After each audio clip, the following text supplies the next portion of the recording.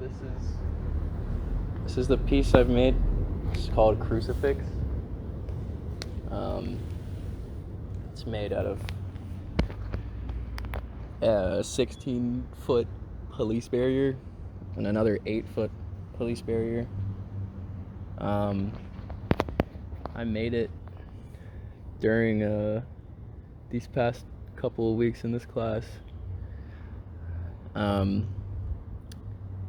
The process, it was kind of unconscious. I had been seeing these barriers everywhere around the city, and they were something that were kind of in my mind in the uprisings during the quarantine summer, during the BLM uprisings. I was always seeing these barriers everywhere. So I had started like collecting them, I guess, in the backyard in this old space. I used to live in the apartment buildings connected to this space I'm in right now. So I started collecting these police barriers, and I didn't really know what I was like doing with them or what I was going to do with them. It kind of was like a wholly unconscious process, but yeah, one day, since I had these two huge ones, and these are two pretty fine specimen, I'd say. I had these two ones, and I was just thought to make a crucifix, a crucifix. The reason I chose a crucifix, number one, it's simple. Things are huge, so are hard to move around. So it's pretty much the simplest sculpture you can make with two pieces of wood. But the crucifix, I mean, it represents Christianity, I guess, and much more than that, but I think it was pertinent for the times when I was seeing these barriers, I guess, the uprisings basically, because I had noticed a certain dynamic with the police in the city where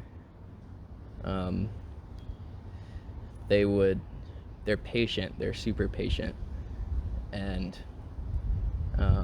during quarantine summer, I experienced firsthand how brutal, I guess, and repressive the police really are, and how they will beat you, gas you, kill you, shoot you. I experienced some of those things firsthand. But in your day-to-day life, they're usually very restrained. They don't show that, because if they show that, if they're just beating people and killing people in the streets with impunity, which they kind of were, then you get an uprising, right? So there's a game that is played by the people in power where they have to use discretion, basically. They have to use violence, but not make it seem like they're using violence. And I was thinking of that idea because I had listened to a Rick Roderick, who's this like professor. He's dead now, but he did this series on philosophers, and I was listening to a talk he gave on Foucault. And Foucault talks about in his book Discipline and Punish, he talks about in medieval times, during feudal times, the transition from feudalism to capitalism, there was wardens and kings and ministers and magistrates would carry out justice by doing these public executions. They would like put someone up on a cross or brand them with the cross and torture them and kill them in front of people. It was a spectacle. And it was so brutal that at the turn of the 18th century, it started to kind of backfire on them, especially in France. That's what Foucault focuses on, is the history of the French penal system and how it went from, crucifying people in the streets to show the power of, the king, the police, the state, I guess. How it went from that to the restrained power that we usually see. And I think, the quarantine summer, Black Lives Matter uprisings in response to killings of, innocent black women and children, men, and, people of lower classes, white, whatever race too. I guess it felt like a return back to, medieval crucifixion. And so, those are the kind of underpinnings that I think unconsciously made me choose the cross, the crucifix. But I also think the crucifix too in Christianity has a good double valence, because if you go to like somewhere like Latin America, priests, a lot of the popular priests there are liberation theologians, and they oftentimes get assassinated or are termed enemies of the state because they're organizing people and they're starting strikes, and they're very leftist, they're very liberational, but at the same time you have like the Vatican, the Catholic Church, right, which is huge, oppressive cabal of pedophiles and whatnot, waging wars for hundreds of years. So there's this like double valence, I guess, of Christianity. And I think that can be seen in America. There's like just very like far right fundamentalist Christians, and the KKK plays into that as well. I mean, they're less Christian, I guess. They're more they're more like folksy. It's they have like grand masters and wizards, and less priests, but they still use the iconography of Christianity.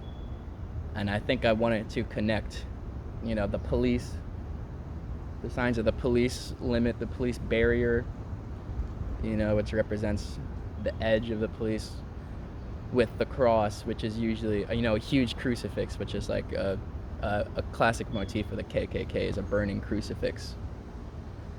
And so, I mean, I didn't, it's interesting, I didn't think about any of these things at the time. It kind of like had to reflect on them after I did it.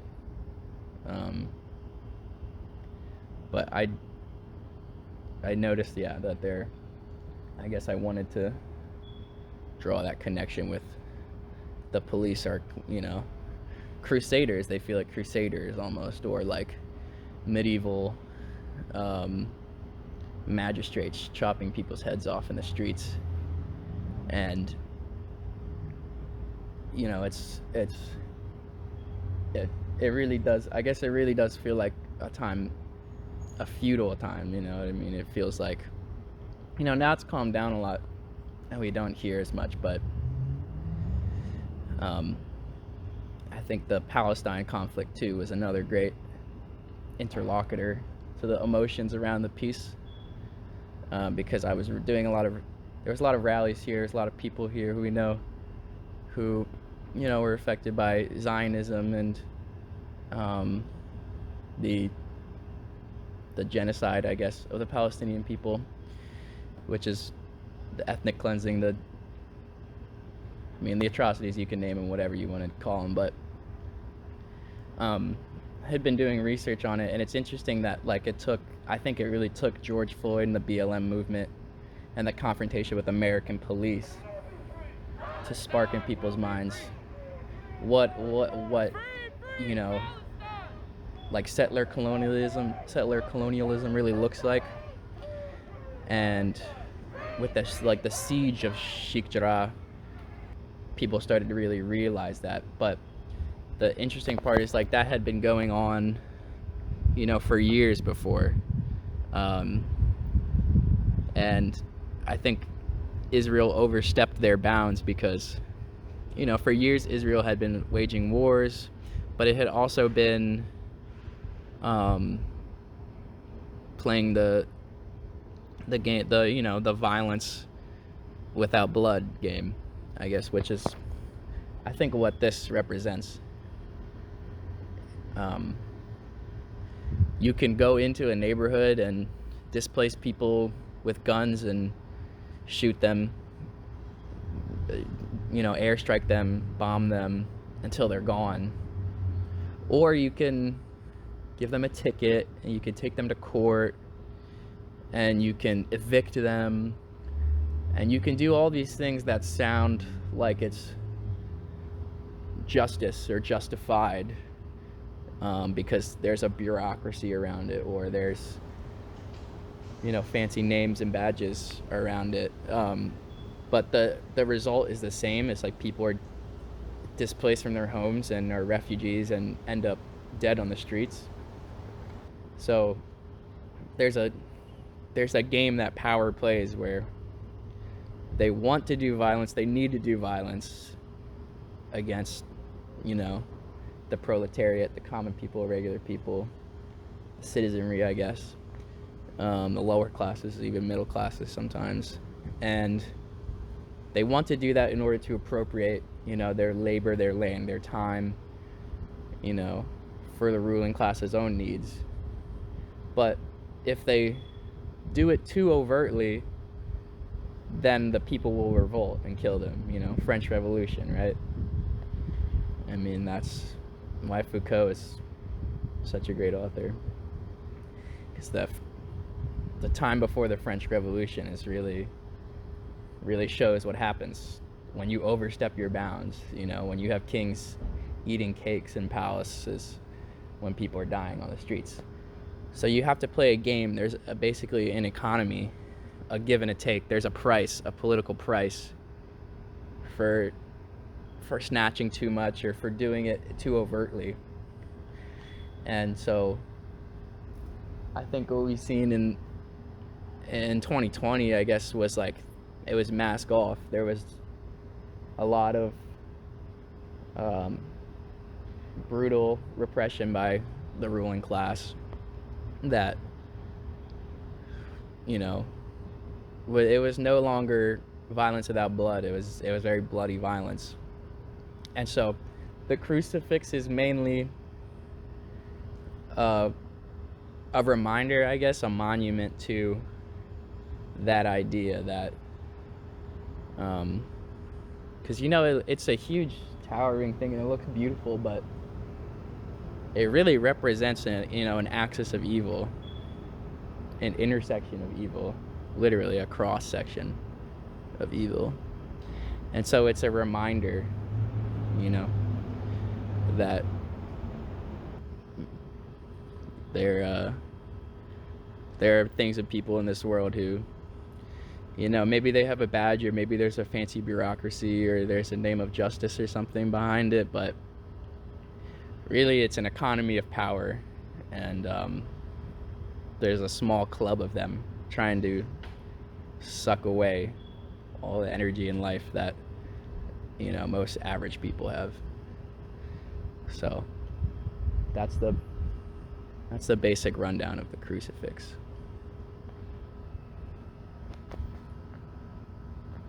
I think that's it.